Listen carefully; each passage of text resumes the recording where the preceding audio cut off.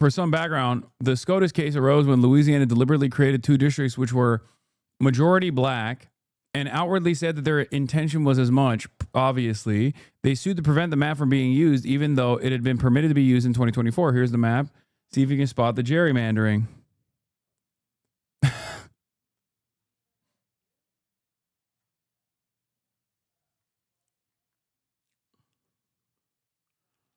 Just use the Hasan Piker broadcast to confirm that YouTube is down. Yeah, it is unfortunately down, chatters.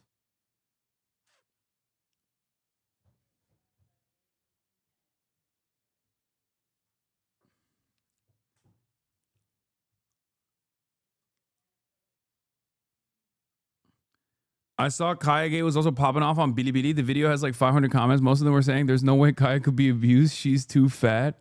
That's crazy. That's crazy. I mean, in my heart and in my spirit, I am Chinese. Okay? And you can tell because I too fat shame my dog all the time.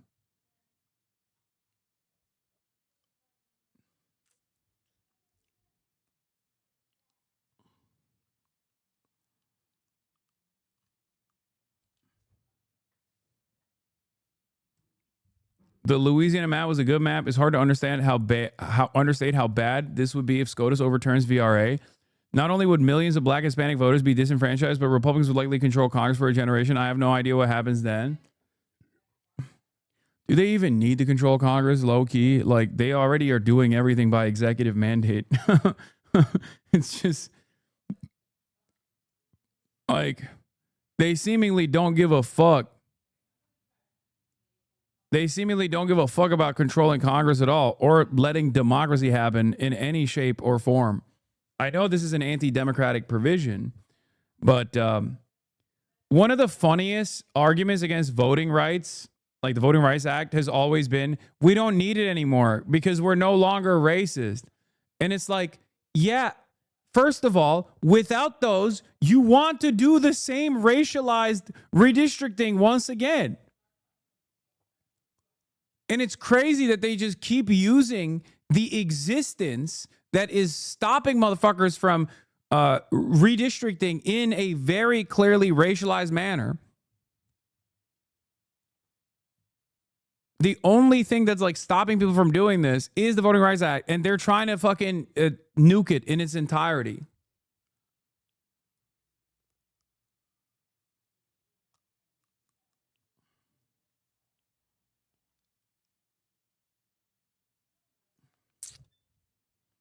I'm not getting rained on right now, so I must throw my umbrella away is kind of like that, but it's like there's a light drizzle happening, and it definitely rained earlier, and it will rain once again later. U.S. Supreme Court will hear a second round of oral arguments. Let's see what Leeja Miller had to say about in the case this. Louisiana v. Calais. In that case, the Supreme Court will be presented with another opportunity to further gut the Voting Rights Act of 1965, one of the most important pieces of legislation out of the civil rights movement, and one that attempts to get this country closer to our ideal of a pluralist democracy, an ideal which we've never fully met, but one which the Voting Rights Act helped us move closer towards. Chief Justice John Roberts has been foaming at the mouth for years, eager to have the opportunity to gut the 60-year-old law. Today, we're discussing the case and the devastating consequences that could follow if the conservative justices vote to remove key provisions meant to protect historically marginalized communities from further marginalization. Thank you to my partner on today's video, PDS Debt. Credit card debt sucks. I've struggled with it. I know how stressful and overwhelming it can feel to watch those debts pile up.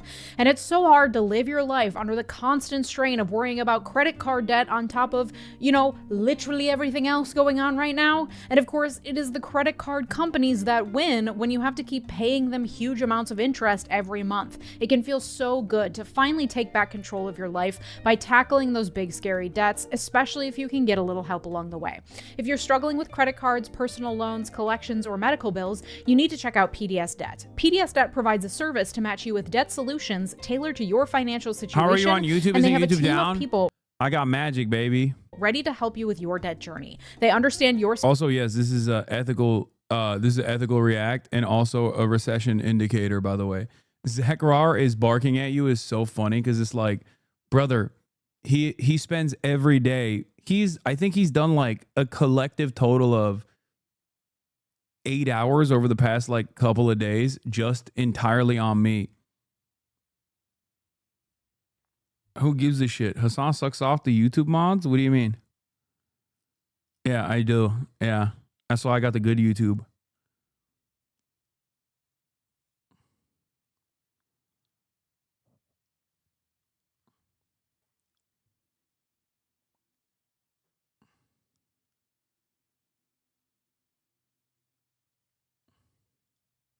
Specific scenario and will help provide alternative solutions to becoming debt-free. PDS Debt is offering a free debt analysis. It only takes 30 seconds. Head over to pdsdebt.com/Miller to get your free debt assessment today. You'll receive a full breakdown on how to save on interest each month and the quickest way to take care of your debt. There is no minimum credit score required. Whether your credit is bad or fair, they're here to help you save more, pay off your debt faster, and start putting money back where it belongs, in your savings account. PDS Debt is A+ rated by the Better Business Bureau, boasts hundreds of 5-star reviews on Google, and holds a 5-star rating on Trustpilot. And getting started is easy. Go to pdsdebt.com/Miller to complete your free debt assessment in just 30 seconds to see what options are available to you. Get your free assessment and find the best option for you right now at pdsdebt.com/Miller. Thanks, PDS Debt.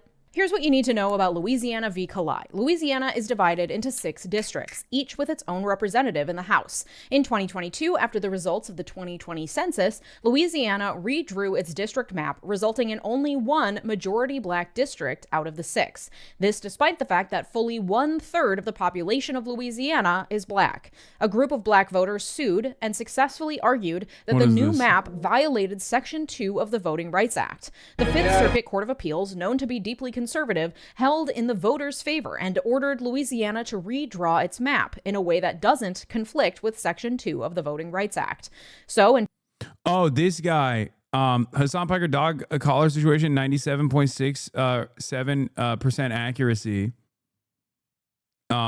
This one went crazy. This one went triple platinum, 1.3 million likes. Okay. Yeah. Look at this. All right, Chad. What else should I yap about for the next 5 hours? Anyway, yeah. Okay, we got it. I'm fucking 99. So spoiled for my mom. She be letting Kaya. This is the collar she had on. Right here. It has. He got it. He got it down. Okay. And then you look at their background and you realize. Just got home from school. Oh, hey, son. What'd you learn today? Oh, not much. We had a bunch of tests today, so. But tomorrow, I guess we're going to be learning about someone who died over 30 years ago. Who could that be? His name was Charlie Kirk. You ever heard of him, Dad? Charlie was a man who died doing what he loved, son. He was a Christian man who was murdered. Well, then why would they kill him? They say he spewed hate speech. But no, son. He spewed speech they hated. Do you think I'm strange? Damn. He sounded like a good man. So then what happened? We took a stand and decided that that moment was a turning point. Unlike you, My wife joins us, Erica Kirk, the beautiful, legendary Erica.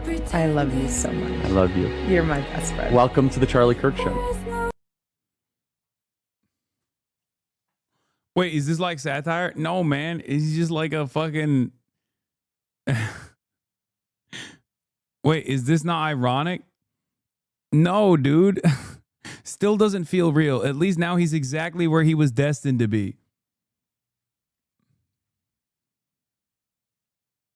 I'm shitting my pants. Is this real? He is with Jesus? Yes. It's a Kirk head.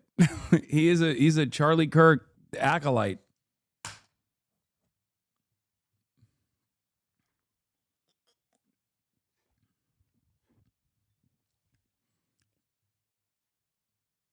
What are you going to do?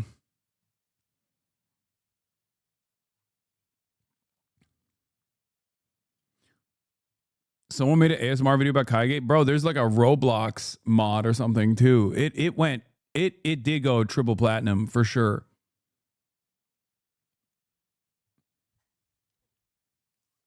It did go triple platinum. A lot of people are totally on board with the mania. It is what it is.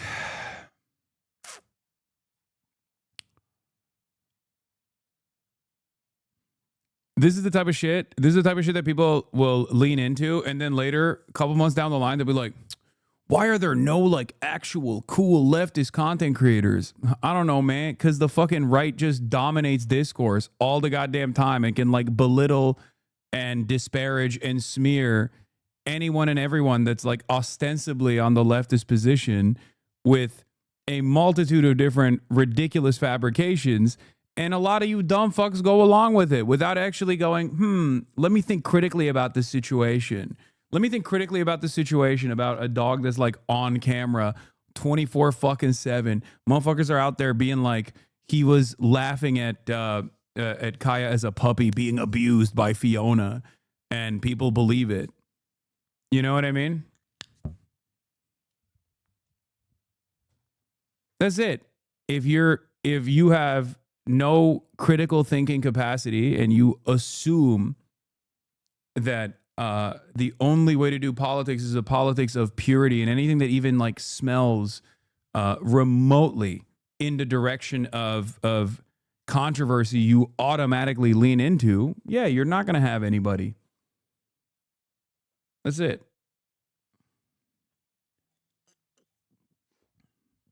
I mean, I won't stop. I'll keep going. But I think there is a reason why there aren't that many. There's a reason why there aren't that many like left figures out there, because when there are left figures out there, they get fucking destroyed. Meanwhile, right-wing figures are literally doing rapes. Okay, they're doing rapes. And nothing matters. On the right, it don't matter. This isn't to say that like there shouldn't be a limit. You know what I mean? I'm just saying, be a little bit more, exercise a little bit more critical thought.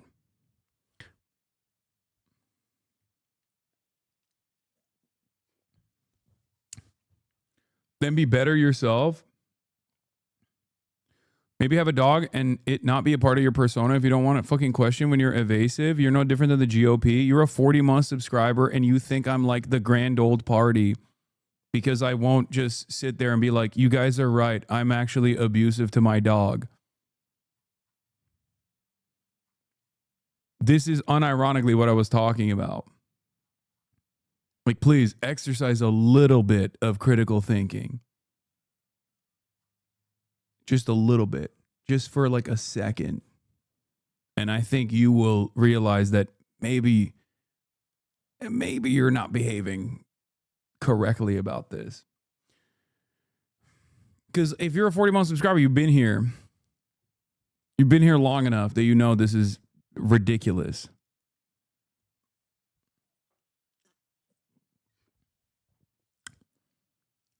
Go look at Jiggly Keys. Maybe you'll get more stimulation. No, for sure.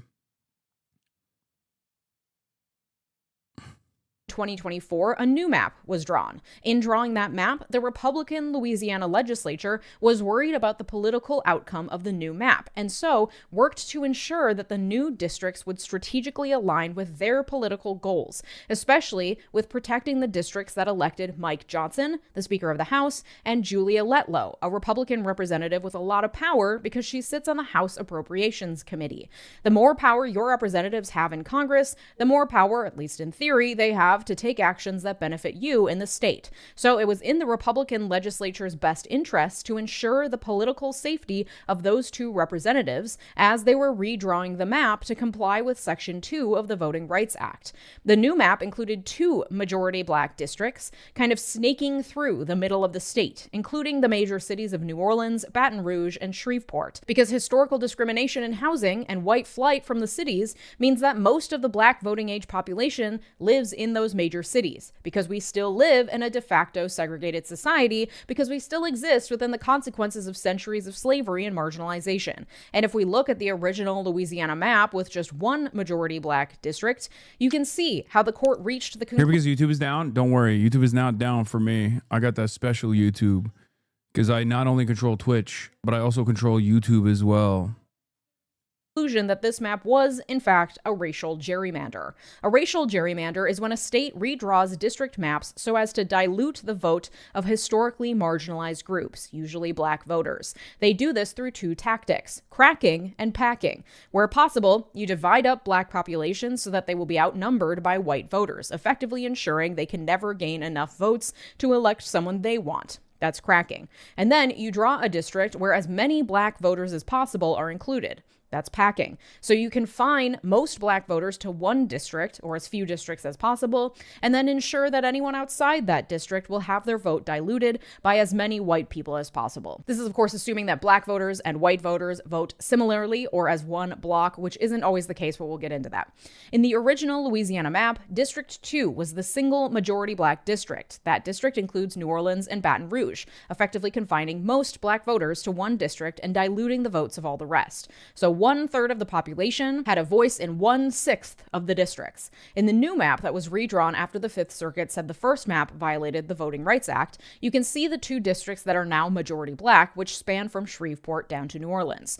So then non-African American voters sued, saying that now they were being discriminated against because any consideration of race violates the 14th and 15th Amendments, equal protection, and voting rights provisions. Last year, the case came before the Supreme Court and they heard oral arguments. Then, on the last day of their term last year, instead of making a ruling, the Supreme Court announced that they would be rehearing the oral arguments this term, and asked the parties to submit briefing on that constitutional question. As a refresher, the relevant part of the 14th Amendment says no state shall deny to any person within its jurisdiction the equal protection of the laws. And the 15th Amendment says the right of citizens of the United States to vote shall not be denied or abridged by the United States or by any state on account of race, color, or previous condition of servitude. These amendments were passed in the immediate aftermath of the Civil War to explicitly address anti-black racism that had prevented black people from obtaining equal protection of the laws and from having a voice in their representative government. It was definitively not race blind. It was meant to right the wrongs of the horrific, centuries-long practice of human bondage in this country. This is one of the most annoying aspects of the constant DEI arguments and the constant DEI back and forth, where people just be like, oh, excuse me, these practices are not race blind.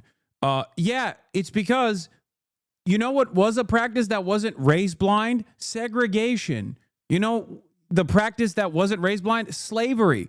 These are things that are supposed to heal those racial wounds, heal those racialized wrongs. And you can't fucking do that by just taking a race blind approach. It's so fucking stupid.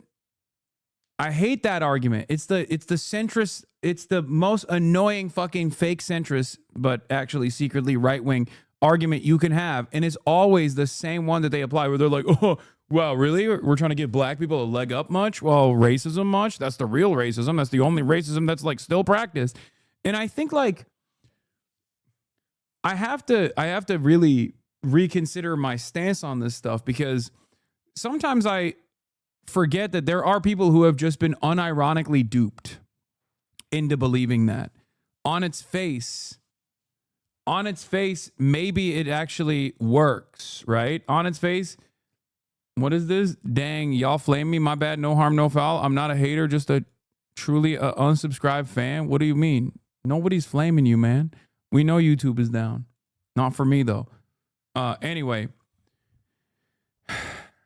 I do think that there are people out there who are like, if you could have a conversation with them, if they approach you with like charitability, they would understand why the current practices that exist, like affirmative action and whatnot before they abolished it, or the things that people consider to be DEI, like why those things exist, right?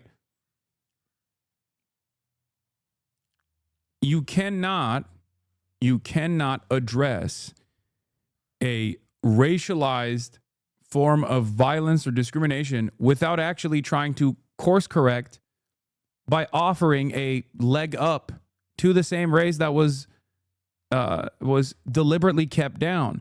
And there are so many additional problems beyond. There are so many additional problems right now for Black Americans beyond just like being able to go to college. with like potentially lower standards is in the way that people try to claim that that's what affirmative action is. It's very frustrating. I found a lot of people are pretty receptive to learning about just how horrific slavery was. Most people in this country, even in the woke areas, don't actually learn about what slavery really was. Yeah, I think that's what it is. No shit, I want to hear you out. Why turn the Kai thing political? I know this is your space, but it feels inconsistent to claim the situation as a form of marginalization, then mute thousands of chats. Do you think it's marginalization when we're getting fucking hate brigaded with people? There are some who had reasonable concerns about the one clip that they saw without thinking like, perhaps I'm overreacting to it. Because the clip looks bad for sure, but like I have confidence in Hasan that he's not like a dog abuser or something. But then outside of that, you know, for the last 7 days, it's just been people coming in here and calling me a fucking Mohammedan dog abuser. Yeah, I think it's okay in order for me to, you know, continue talking about how voting rights are on the chopping block, for example, instead of just pausing the stream and constantly relitigating this shit over and over again. You know, we got to fucking mute some people. This is not discrimination. It's just in order to attempt to give the people suffering from the long-lasting negative impacts of having endured horrific, inhumane treatment for centuries some semblance of equality. That is the spirit of those amendments. And the Voting Rights Act was meant to further solidify those rights enshrined in those amendments, because even after the 15th Amendment was passed, many states, especially states like Louisiana in the South, were continuing to infringe on Black people's right to vote through things like horribly unfair literacy tests and poll taxes. None of these laws were meant to be race blind and were instead explicitly meant to fix centuries of abuse and inequality.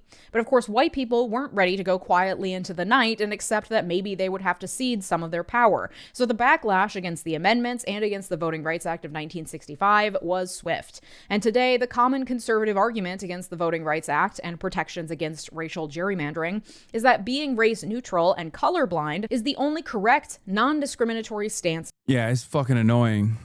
It's so goddamn annoying that like the whitewashing, the notion that like MLK Jr.'s legacy was whitewashed across the board, but then they always talk about like, I have a dream that, you know, white and black children will be equal one day. And then they cynically will use that line to say like MLK was also colorblind. Like, and wanted everybody to be judged by the content of the character. Yeah, at a time when black people are being discriminated, black people are still being discriminated. A lot of these initiatives that were put in place are Band-Aid solutions to try to overcome that systematic discrimination that black people faced. This is not me just being woke, by the way. I know that a lot of people, well, maybe not people in this community, but like a lot of people hear me say that and go, this guy's fucking fake. Look at him just saying the right things, you know? But I just have a firm belief, a firm commitment to the notion that every single person, if given the opportunity, is destined for greatness. And we do not unlock that potential for so many people. We don't unlock that potential for those in the global South, and we certainly don't unlock that potential for marginalized communities in the United States of America. A lot of that violence and discrimination is racialized in this country because white supremacy is a fundamental principle in the United States of America. But outside of that, there is also a very distinct class warfare that takes place as well. Rage Chief, thank you. Yeah, this guy literally came in and said, I'm a right winger. YouTube is down big mad. MAGA Rage Watcher here because I can't watch your YouTube stuff right now. Please do some rage bait, please. Rage Achieve, thank you. Like, this man is mad that I said, regardless of someone's background, regardless, like whether they're white or black, it doesn't fucking matter. They have tremendous potential, and it's up to us. It's up to governments to basically unlock that potential so that there is like a true equality of opportunity, not an equality of outcome necessarily, but real equality of opportunity, which has never been achieved in this country. And he went, fuck no, how dare you? I am raging. Respect. At least you know what's up. At least you know what grinds your gears, you know? It's just, It's so stupid. Hey, I do understand. So does the act guarantee that some districts are black to make sure that black people are represented, or is anti this or what? Cause I do not understand Euro chatter here.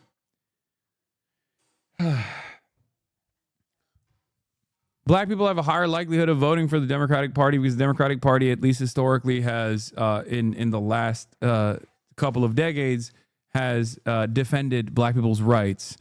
And the process of redistricting basically sections off the black population, like cordons off the black population to as limited a number of areas, districts as possible. So if there's like a big black neighborhood, let's say there's like here, hold on. Let's open up Paint and I'll explain it to you that way. Okay. Here. Look. Let's say this is a state. Okay. And let's say in this state, there are going to be areas where there's like a lot of black people living in it, right? Let's say that black people live in the inner city area for the most part, okay? And they make up this much of the population of the state. And they are like heavily, densely populated in this area, the inner city area, okay? Now, the process of redistricting would either create equal shares and would evenly district it out in an effort to make sure that there's like proportional representation to a certain degree, and have like certain pieces like this where there's enough black people and enough Democrats that there's like Democratic representation. But if you want, you can slice this cake any way that you choose to. And you can slice it in a way where it is the least opportune. Like you can do this, you can do this, okay? You can just like cut it in a way where you just take the black population and distribute it amongst all of the other areas where the white population specifically, or the Republican population specifically, is outnumbering the black population, allowing them never to get proper representation. Okay? You can do it in any shape that you want. And as a matter of fact, many of these districts, if you look at like Dan Crenshaw's district, you can look at is like, it looks like a fucking eye patch because it's like this. They draw it like this, specifically taking pieces of the black population from different districts and putting it into an overwhelmingly white majority population in an effort to remove them from ever getting proper representation. Okay?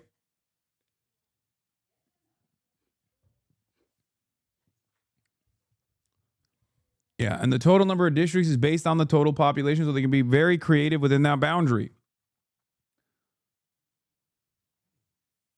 Not specifically about VRA districts, yeah, but easiest gerrymandering graphic ever. Yeah, you got 50 precincts, is 60% blue and 40% red. Okay. Let's say you got 50 total precincts. Ultimately, it comes down to a 60% Democratic population and 40% Republican population. If you chop it up this way, you will have 5 districts where every single district is majority Democrat. So you have 5 blue districts. If you chop it up this way with gerrymandering, you will have 5 districts and 3 are red and only 2 are blue.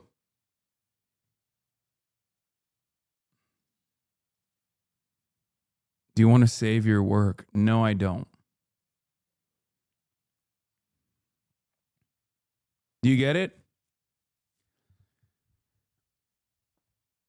Have you seen about the Defense Department confiscated all Pentagon reporters because they refused to sign? Yes, I did. I covered it.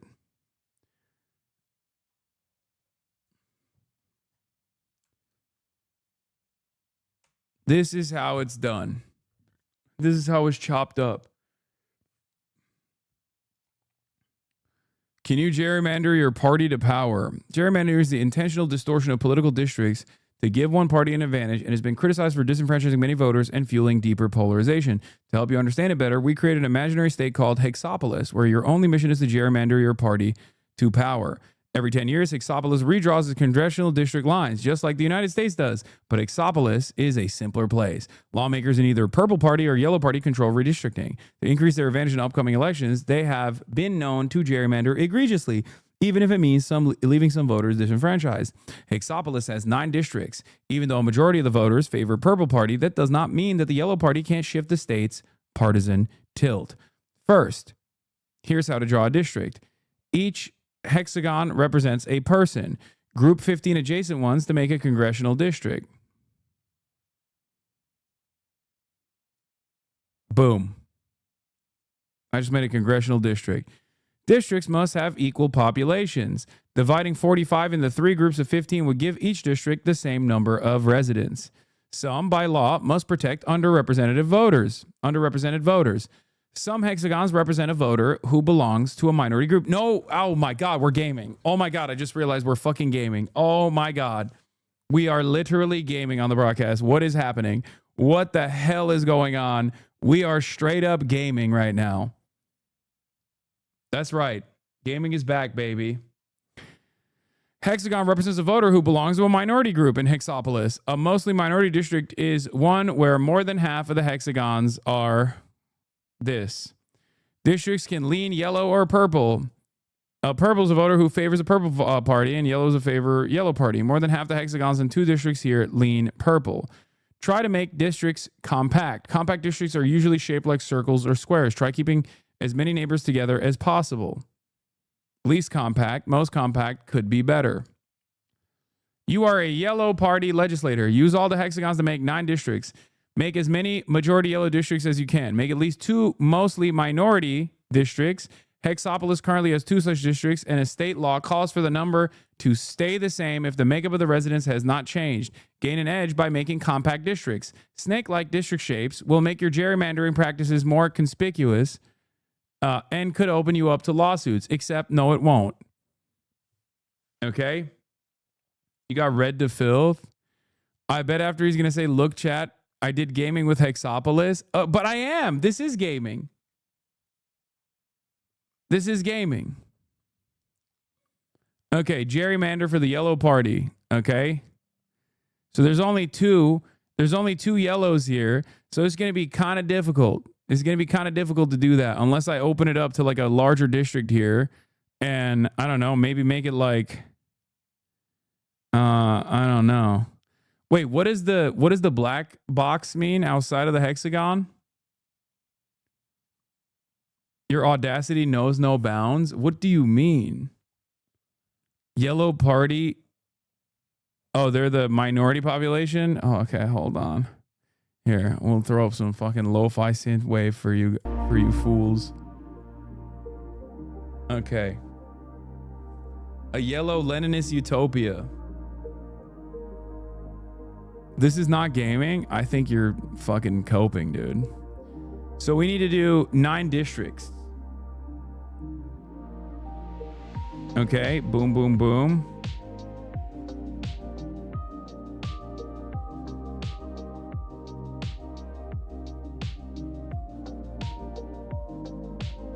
Okay, there we go. Bro, this is a vibe right now. Bro, this is I don't know how to fucking do this. Like, I don't know how to do this shit, dude. Wait. Okay, I made one. How do I make another one?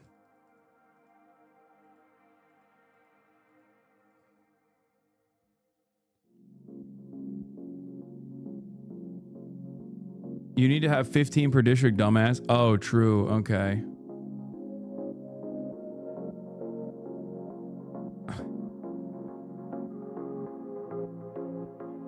Wait, fuck. Did I accidentally... No, I made a purple district. Fuck. Fuck. Fuck. Okay, there you go. That's it. There it is. There.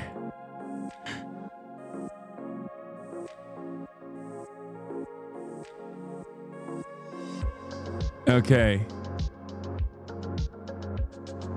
Wait, what if it's a dual use district? You know what I mean?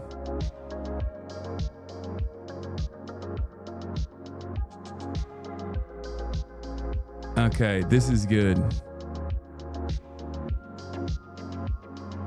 Okay, 2 more. Oh yeah, we're just gonna give it up for one like fat. Here. You stranded some hexagons. This will cause problems later when you can't incorporate them. I'll fix my map. Fuck. You got to make one big purple. That's what I was trying to do, but I fucking failed. Oh shit. Dude, fake gamer can't even gerrymander is true, bro. Is true. I fucked this up so bad. Wait, do they have to be linked to one another? Fuck! No! Oh no, I can't gerrymander. No! This is racism minesweeper, dude. Just take one for the left on either side. Okay, we gotta fucking fix this goddamn district, brother. No! Okay. So this would be like a purple one, I guess. No, that's too many. There's too many yellows I'm missing.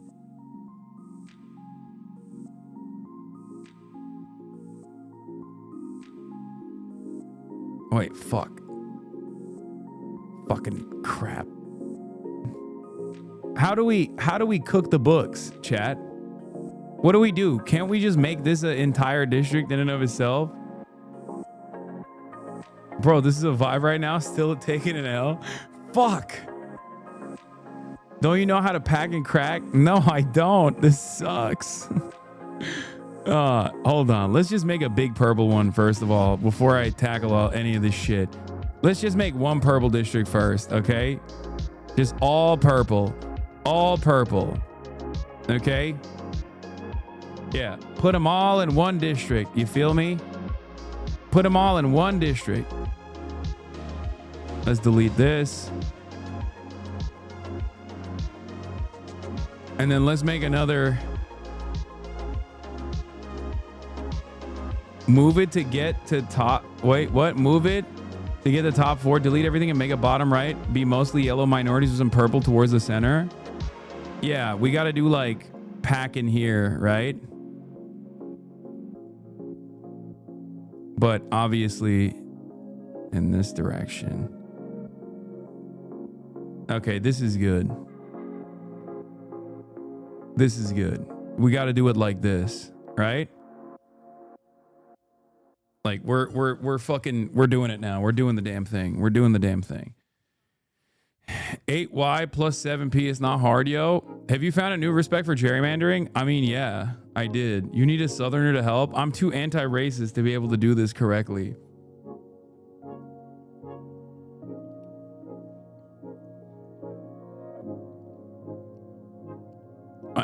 I'm such a honest broker. It's tough for me, okay? It's tough for me, chat. Here, this is like a...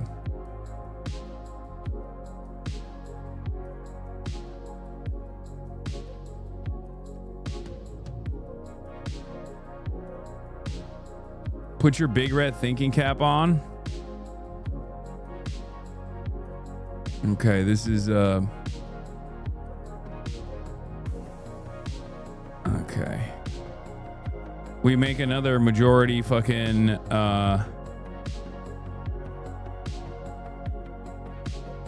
there we go. And then we do this. Okay. Then we do this. No. Wait, oh, it is yellow. Okay, yeah. Then we do this.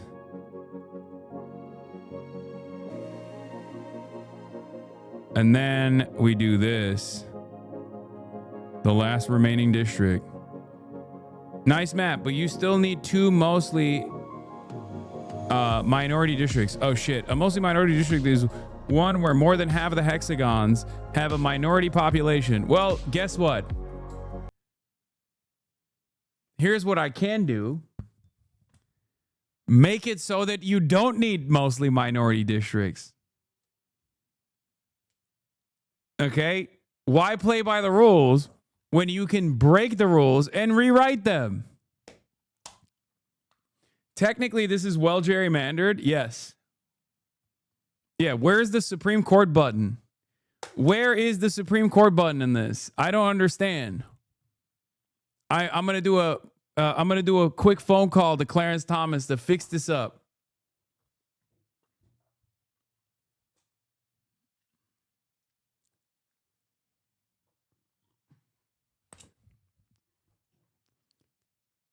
I want to keep trying. So we have one mostly minority district. It's this one. But we don't have two mostly minority districts. And I'm seeing that a lot of minorities live in this area.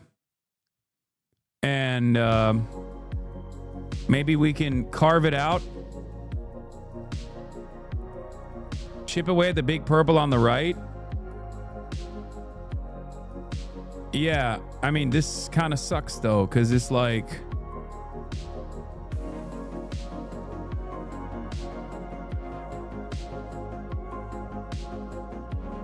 Maybe we can redistrict here.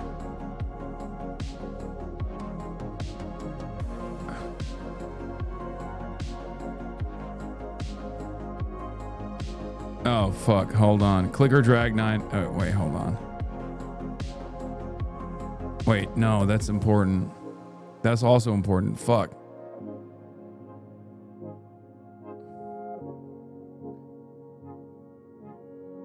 This is the only minority majority district here. Okay?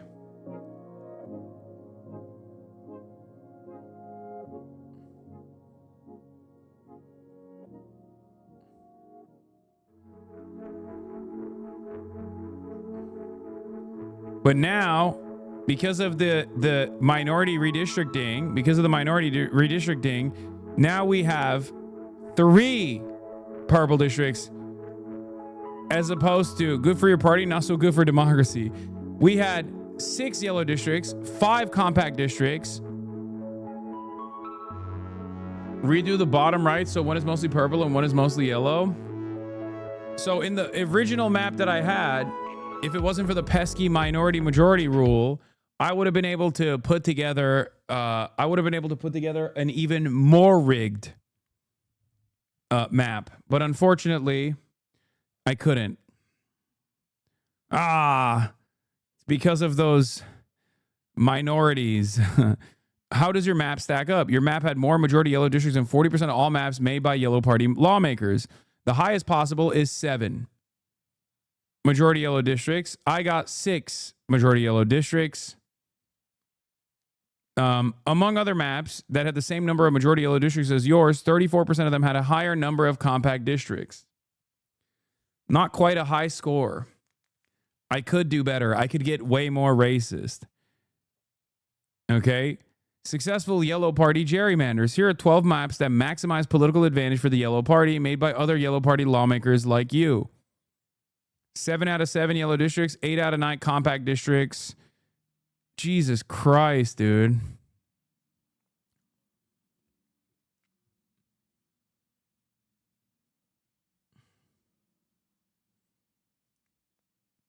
Getting cooked already. Hasan doing macros for the ounces for his chicken. Hasan trying to make yellow and purple 50-50. Okay, first of all, I still cooked. We still won. We literally still won. We won the election. Don't even fucking come after me. We won it. We won it, and we're going to keep winning. Anyway, let's get back to the video, though. In effect, by taking race... I love the vote molestation that took place here, okay? I hate democracy. I hate representative democracy. I love molesting the votes, okay? We can't stop winning. We could have molested it harder, and we were one off in our district molestation. Into consideration at all, you are discriminating against me, the white person, and that is against the Constitution. However, unfortunately, we do not live in a race-blind utopia where everyone has gained parity and the only difference in outcomes depends on how hard you work. If you can believe it, a few decades of laws protecting voting rights did not undo a few centuries of literal human bondage. Black people continue to live with the consequences of overt racism in housing, leading to less accumulated generational wealth, concentration into the cities, and low affordable housing stock, forcing them to live in less than ideal conditions, and then they get blamed themselves for the horrible conditions their landlords are responsible for, and so on and so on. Black people continue to live with the proven biases against them in hiring practices, violence against them enacted by the police, not to mention the day-to-day racism they have to endure from infancy through adulthood, whether it's the unconscionably high rates of infant and maternal mortality in Black populations compared to the rest of the population, or just the racist epithets thrown at people as they're trying to navigate the world. Not to mention intergenerational transmission of trauma, but Lord knows that's too many syllables for your average racist to understand. The point is, we have not arrived at a place where we can say race is no longer a factor and everyone is equal, therefore any consideration of race at all is racist against the other races. You don't get to rig the game for 200 years and then claim, well, now we've stopped discriminating, so everything is fine, and now if we keep talking about how we rigged the game for 200 years, that's actually discrimination against me. But that's exactly how the MAGA movement thinks. And so, returning to Louisiana v. Kalai, you have a group of non-African American voters doing just that, saying this new map is discriminatory against me because it took my race into consideration. And now the Supreme Court has the opportunity to rule that Section 2 of the Voting Rights Act is unconstitutional and undo all the protections it affords, much like they did in Shelby County v. Holder in 2013 when the Supreme Court did away with pre-clearance, which is a provision of Section 5 of the Voting Rights Act, which required any new law regarding voting rights passed in states with histories of discrimination must first be approved by the Justice Department. Back in 2013, the court decided, hey, guess what? We've reached a place where we no longer need to control against these racist states. They've done their time. We've all moved on. And now our society is just and equal. Isn't that grand? Yeah, no, totally. That's how it works, man. Pack it up. Racism is over. Duh. Let me be racist now, please. And they did away with pre-clearance. And instantaneously, within hours and days and months, those historically racist states, well, what do you know? They passed new racist anti-voting. What? How could that have happened? Oh my God, that's so crazy. I thought we had already abolished racism. This is so strange to me. I'm confused. I'm a confused voter. Laws. Weird. It's almost like a few decades of the Voting Rights Act and undo a few centuries of literal human bondage. Wild. Like, we literally chained human beings to auction blocks and sold them to the highest bidder for centuries. We shoved them into boats and stacked them on top of each other like cattle. And then we made a thriving economy worth billions of dollars on the back of their free labor. Labor we never paid for. Labor that created wealth that white people still benefit from today. And then we fought a war and said, hey, you're free now, but no, you can't live there. You can't live there. No, you can't have a voice in your representation. No, you can't go to that school. No, you can't get a mortgage. No, you can't drive through that town after dark. No, you can't expect to live through the birth of your child. No, you can't get that job. But in MAGA world, we need to move on from that. Like, literally, why do you keep talking about it? Why do you hate your country so much? We passed an act about it. It's been 60 years. We moved on. Can't you just focus on the future? And the non-African American litigants in Louisiana v. Kalai are boiling it down to an oversimplified argument. Race was taken into consideration when drawing this map with 2 majority black districts. That violates my equal protection under the 14th Amendment as a white person, and my right to not have my vote abridged on account of my race as a white person under the 15th Amendment. But that argument is disingenuous. There's a reason we look to the intent of the people who passed a law in order to determine how to interpret a law. Lawmakers cannot possibly anticipate every scenario that could possibly occur in relation to a law they are writing. It's not possible, and even if they tried, it would lead to writing of absurdly long, difficult to understand laws, and it would take so much longer to get those laws passed, and they still wouldn't fully be able to anticipate every possible instance when the law could be implicated. Because of this, we need the courts to step in when there's a controversy and tell us what the law means and how it is applied to this specific unforeseen set of facts.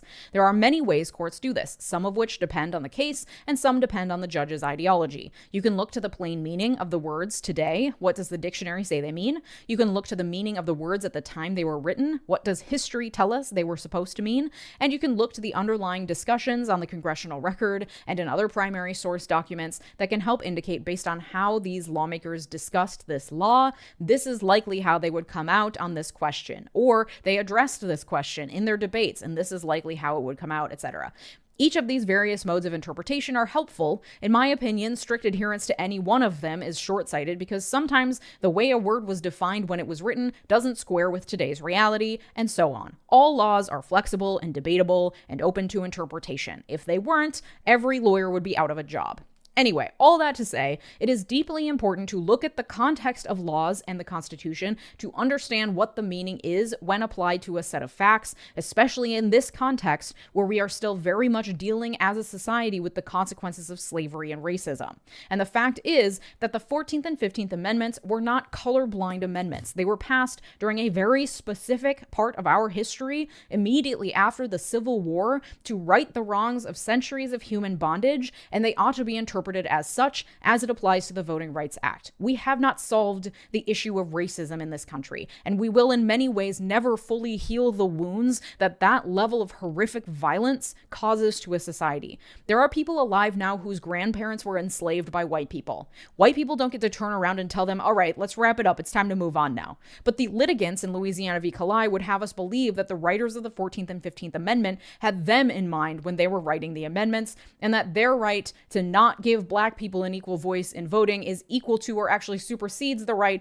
of Black people having an equal voice in voting. That in blocking their right to discriminate against Black people, the court is discriminating against them. They are also trying to paint a picture that the Voting Rights Act and the subsequent legislation and cases interpreting it create a simple rule where states are allowed to consider race when drawing district lines in favor of Black people, but not in favor of white people. The reality is that there is a complex web of guidelines and restrictions when it comes to drawing district lines under the Voting Rights Act that help ensure that the very thing I've been arguing for, that historical and present day contexts are taken into consideration, that the maps being drawn are truly equal and fair, to try to counterbalance the overt racism exhibited by states for centuries with regards to voting.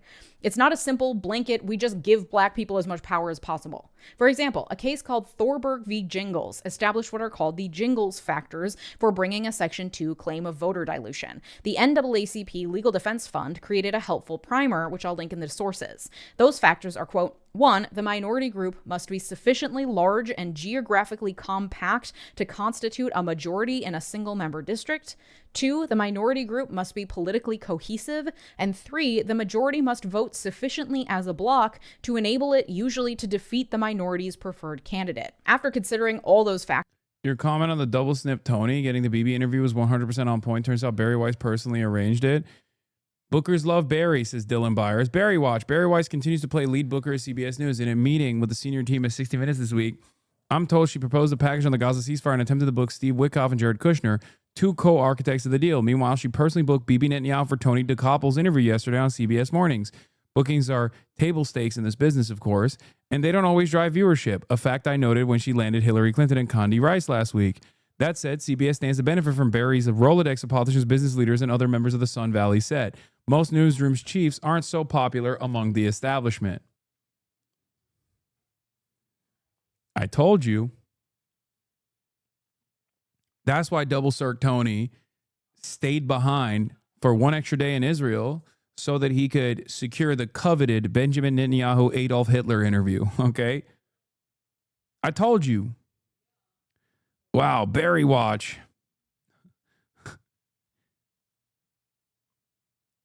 Watch that Barry go. Mike Johnson suggesting Dems will pack SCOTUS, which is currently packed by Trump. 3 appointments, 1 stolen, 1 drunk cry fest, 1 days before election. Suck it, Mike. Oh, I wish. Every day I go to sleep dreaming of a tomorrow where the Democrats behave a fraction as radical as the Republicans present them. Every day I beg. Every day I beg.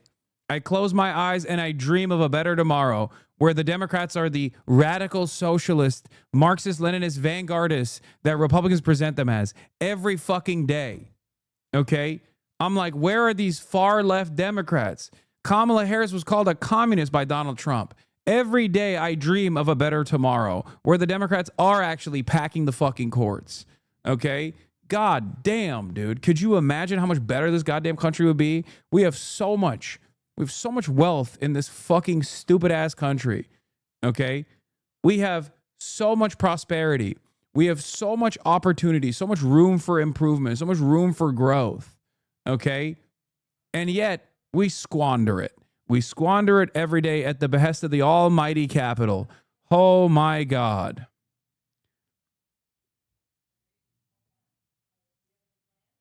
And every damn day we move further and further into the depths of fascism. Richest country on the planet, and it's not enough. Okay?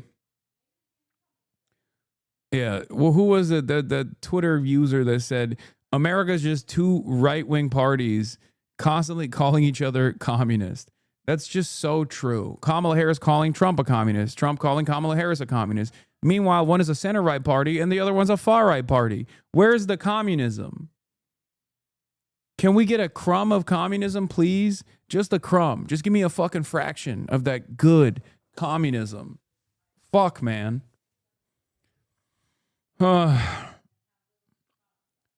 Representative Auchincloss goes on Mark Elias and says Dems need to be more like Republicans on immigration. They're fucking hopeless. Oh my God. Oh my God. The court must then determine whether the plaintiffs bringing the claim have sufficiently proven, based on a totality of the circumstances, that minority voters, quote, have less opportunity than other members of the electorate to participate in the political process and to elect representatives of their choice. Additionally, courts tend to also require plaintiffs to show that, one, the challenged practice imposes a discriminatory burden on members of a protected class, meaning that members of the protected class have less opportunity than other members of the electorate to participate in the political process and to elect representatives of their choice. And two, the burden must in part be caused by or linked to social or historical conditions that have or currently produce discrimination against members of the protected class. This all must be proven by plaintiffs in order to win a case claiming that their vote is being diluted. There are clear, high Parenti posting, it is the heart of U.S. policy, ladies and gentlemen, to use fascism to preserve capitalism while claiming to be saving democracy from communism. Yeah, this is the gritty is the way, he said it. American politics is just two right-wing parties calling each other communist. It's true. It's fucking true.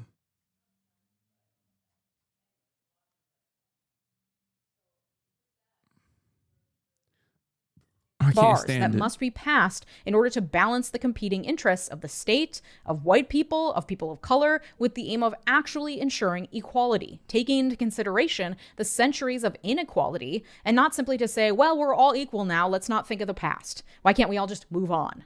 And on Wednesday, the Supreme Court will have the opportunity to hear oral argument and make their own determination as to whether to take all of the previous precedent, the spirit of the laws, and the context of history into consideration, things that they claim to strongly adhere to in cases that benefit the conservative cause, or to decide it's time we all moved on from this whole race thing and just pretend everything's fine. You can listen to oral arguments live as they happen. They're around 9:30 a.m. DC time at the Supreme Court website or on C-SPAN. Sometimes the way the justices question the lawyers is pretty indicative of their feelings on the matter. And like I said, Chief Justice John Roberts seems poised to push for doing away with Section 2 on the grounds that it's unconstitutional. According to the Associated Press, Roberts, quote, has long had the landmark civil rights law in his sights, from his time as a young lawyer in the Reagan-era Justice Department to his current job. Roberts wrote the majority opinion in Shelby County v. Holder, the case that gutted preclearance, saying, quote, our country has changed, and while any racial discrimination in voting is too much, Congress must ensure that the legislation it passes to remedy that problem speaks to current conditions. We're all fixed. Nothing to Breaking via Wall Street Journal. The Trump administration is planning sweeping changes in criminal division at the IRS. The Trump administration is preparing sweeping changes at the Internal Revenue Service that would allow the agency to pursue criminal inquiries of left-leaning groups more easily. Oh my God, this is literally what they said Obama did. This is literally what they said Obama did.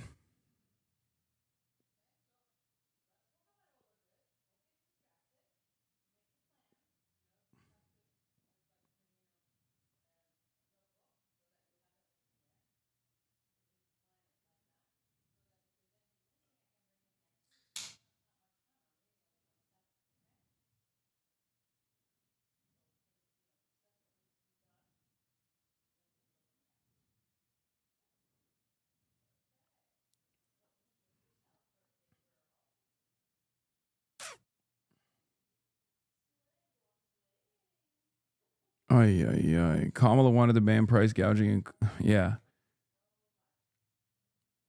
A senior IRS official involved in the effort has drawn up a list of potential targets that include major Democratic donors, some of the people said. The undertaking aims to install allies of President Trump at the IRS Criminal Investigative Division, or IRS-CI.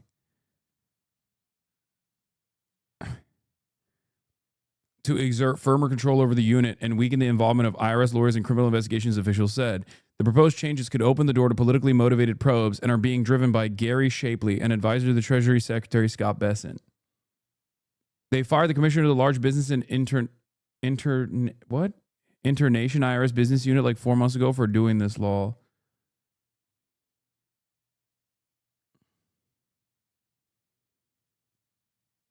What does this mean? I don't understand. They are going to, Trump wants to use the IRS to go after big Democrat Party donors and try to find like inconsistencies in their tax filings and basically bully them with paperwork.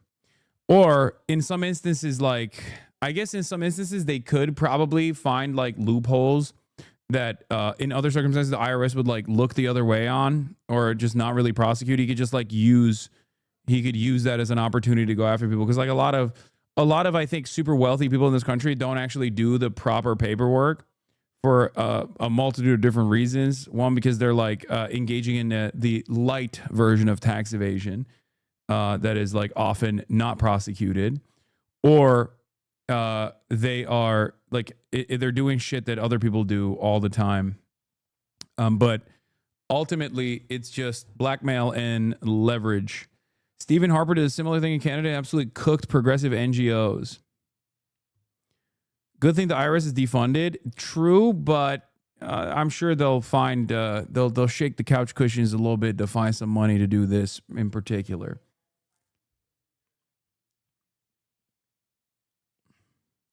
This can be good. Finally, Dems will be forced not to be funded by billionaires. Dog, what are you talking about? Like, listen, I don't think that's what the outcome of this is going to be. I think the outcome of this is going to be every wealthy person that is already pro-Republican is going to be more pro-Republican, and they're not going to stop corruption. They're just going to move further and further into the right, firmly into the bosom of the right, while simultaneously it'll be like random people that are constantly getting fucking audited, you know? Random people who are seen as like Antifa leadership will be consistently getting audited over and over again. Any Dem donor that big has the money to make everything legit on their taxes, if they do any tax evasion, which rich people talk about as a puzzle of sorts, means that they just have to dot their I's and cross their T's. Exactly. Yeah, I think this is more so to find anything in the paperwork to just like to apply extra scrutiny to, and then maybe fucking seize their assets, you know?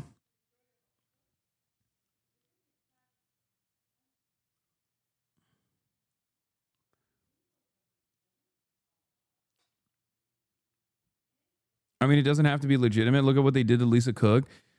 That's the other thing. That's true. They could just like fabricate shit. They don't necessarily need anything real. This will probably hurt like, I suspect this will probably hurt like NGOs harder than like big ticket donors to the Democrats, because those guys probably already have their processes pretty. Like, it'll be annoying for them. It'll be a nuisance for them to have like their team have to undergo audits and shit constantly. To see here. But that being said, just in 2023, in a case called Allen v. Milligan, the Supreme Court, in a 5-4 decision, held that a similar map in Alabama did violate Section 2 of the Voting Rights Act, with Roberts writing that Alabama was attempting to remake our Section 2 jurisprudence anew. In that case, Roberts and Kavanaugh surprised us all when they joined the liberal justices in finding against Alabama's map in that case. That could happen again. However, the fact that this case is being reheard this term indicates the court might be ready to shake things up because they don't tend to do that very often. And in the Alabama case, they were looking at whether the map violated the Voting Rights Act, not whether the Voting Rights Act violates the Constitution. It could be that this re-argument more properly tees up the Voting Rights Act for a thorough constitutional question, giving the conservative justices a good whack at undermining the whole thing. After Wednesday's oral arguments, the justices likely won't issue a ruling for a while, though Louisiana has elections in April and so have asked the court to make a decision as soon as December or January in anticipation of that election. They could hold very narrowly that in this instance, this particular map from Louisiana isn't a good map, but the state can go and try to create a different one that more complies with Section 2 and the Constitution. Or they could make a broader ruling saying, actually, this isn't about this specific map. This is about how the entire Section 2 of the Voting Rights Act is actually in violation of the 14th and 15th Amendments and strike down the whole thing.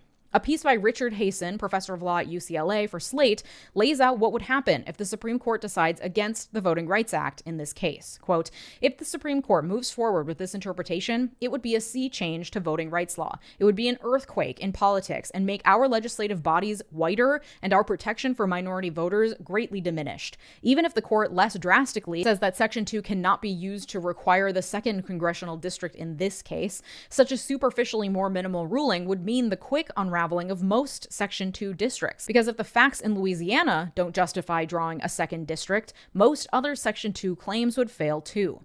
Quote, any decision to strike down what's left of the Voting Rights Act could kick off the start of a new civil rights movement and more serious talk of Supreme Court reform in the midst of crucially important midterm elections.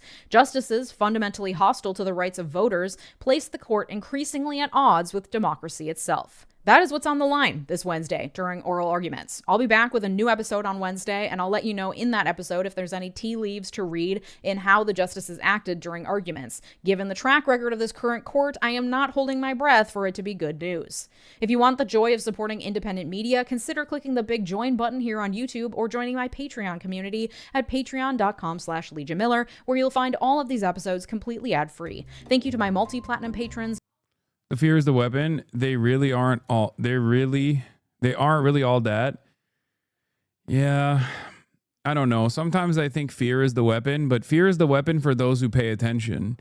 I think their greatest weapon is not fear. Their greatest weapon is indifference. Indifference from the broadest subsects of American society to everything that's going on. They also get to overwhelm the population with like a million different things that they do. They overwhelm the population with a million different things that they do and make it so that people are too busy trying to pay attention to one thing and then they move on to the next. I've noticed that even someone like myself who stays on top of shit by design because it's my job, I constantly find myself having a hard time covering every single issue that's going on. Like they are hitting every angle. I mean, think about it. Think about it. We got military deployments happening in major cities. We have mass ICE raids happening everywhere. We have the tariffs. We have 40 billion, not 20, 40 billion going to Argentina. The economy's at a standstill. We have the AI bubble that is here. Most of the gains, the overwhelming majority of gains being made is fucking AI. Trump is trying to go to war with Venezuela openly. It's fucking nuts. There are too many things to pay attention to. So I think a lot of people get overstimulated and refuse to pay attention to it. And they just check out in its entirety. Meanwhile, here's the town hall for AOC and Bernie Sanders. Bernie Sanders and Democratic Representative